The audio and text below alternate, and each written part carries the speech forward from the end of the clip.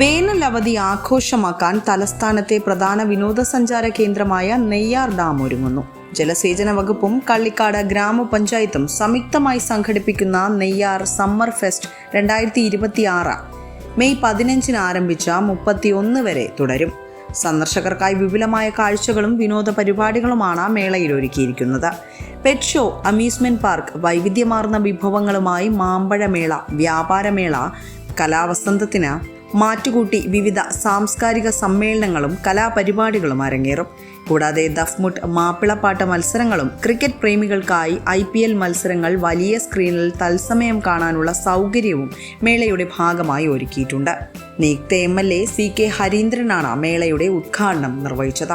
കള്ളിക്കാട് ഗ്രാമപഞ്ചായത്ത് president B Vinod Kumar ചടങ്ങിൽ അധ്യക്ഷത വഹിച്ചു. വിവിധ രാഷ്ട്രീയ സാമൂഹിക രംഗത്തെ പ്രമുഖർ ചടങ്ങിൽ സംബന്ധിച്ചു. മേളയുടെ സുഗമമായ നടത്തിപ്പിനായി CK ഹരീന്ദ്രൻ MLA ചെയർമാനായും R സുരേഷ് ജനറൽ കൺവീനറായും വിപുലമായ സംഘാടക സമിതി രൂപീകരിച്ചാണ് പ്രവർത്തനങ്ങൾ നടത്തുന്നത്. നെയ്യാർ ഡാമിന്റെ ടൂറിസം സാധ്യതകൾക്ക് പുതിയ ഉണർവ് നൽകുന്നതാകും ഈ 16 ദിവസത്തെ മേളയെന്ന് സംഘാടകർ അവകാശപ്പെടുന്നു. വിസ്മയ ന്യൂസ്, തിരുവനന്തപുരം.